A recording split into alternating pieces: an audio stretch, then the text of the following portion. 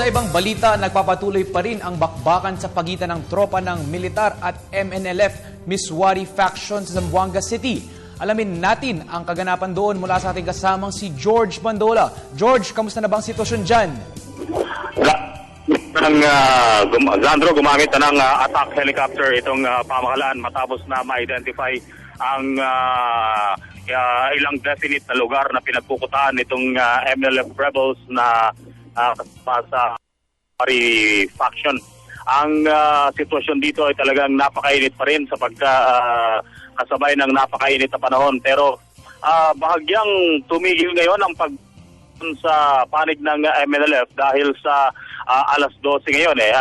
Karaniwan sa kanilang mga panig ay nagdadasal pag mga ganito. Pero hindi natin alam kung ano nga ba talaga yung nangyayari dun sa looban. Katatapos-tapos lamang na kunan ko itong mismong pag-aaral ng scene of the crime operatives. Meron silang na-retrieve na 4 na bangkay sa loob mismo ng loob ng Barangay Santa Catalina. Pero nasa state of decomposition na mga ito, 4 na bangkay at yung nakikita ko ngayon sapagkat oras na bumuga ang malakas na hangin patungo dito, talagang maaamoy mo na. Ito ay pinaniniwala ang mga membro ng Moro National Liberation Front na kanilang napatay. Medyo malalaki ang mga katawan ng mga ito at nakasuot na mga short, ika nga, na matapos yung pagbubuk ng maikling bakbakan ay na-retrieve itong mga nasabing labi na mga hindi pa mga membro ng Moro National Liberation Front. Samantala sa kabilang panig, kitang-kita itong isang sundalo na laman ng isang APC, Armored Personnel Carrier. Wala nang malay ito nang dalhin sa isang stretcher papasok ng Zamboanga Medical Center at kalaunay sinundo na rin ng ambulansya ng Camp Navarro General Hospital upang ihatid sa loob mismo ng kampo. Ang nasabing sundalo sa higit sa 6 na nasugat ito ng AFP halos 6 na oras ng bakbak inang sa Barangay Santa Catalina at Barangay Santa Barbara sa Zamboanga City. Ang lalo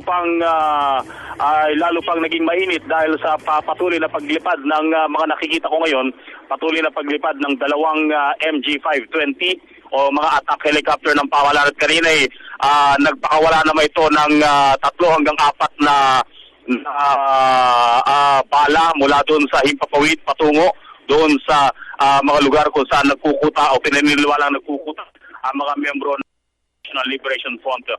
So mga update kung ano nga ba, kung ilan nga ba ang bilang ng mga ito at kung paanong sistema at ang panalangin na lamang sana natin nakalaya na mga ito at bilang konfirmasyon na nung mga nakarang araw na nakalaya na nga lahat ng mga hostages. Kung kaya't ito yung nagiging operasyon, medyo matindi na nga yung operasyon sinasagawa dito ng pamahalaan. Sa grupo ng media at patuloy kami pinalalayo dito sa harapan ng Zamboanga Medical Center kung saan halos sa 1 kilometro ang layo mula dun sa mismong bakbakan.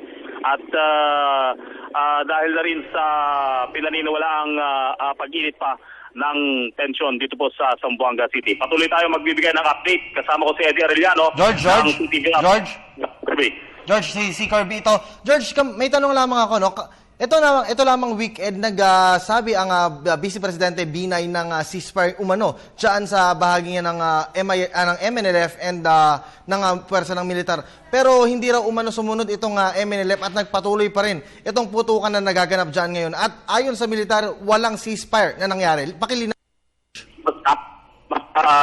Kirby, actually kung ang linya nga nitong si Colonel Ramon Zagala, kung may ceasefire na napagkasunod dapat galang ito ng Moro National Liberation Front. Pero dahil sa in-implement nila itong calibrated response, gumaganti lang sa ayon dito ng Colonel Zagala. Dahil bigla sa putok na may mga sniper ang MNLF rebels at kahit mga miyembro ng mga bumbero, mga kagawad ng pamatay sunog, kaya kanilang pinatatamaan kung kaya't itong ceasefire ayon sa kanya at kinakailangan upang walang masaktan sa panig ng gobyerno at lalong-lalo na sa mga civilian na po pwedeng patamaan nila anytime na kanilang gustuin at kung may masipat sila na po pwedeng patamaan.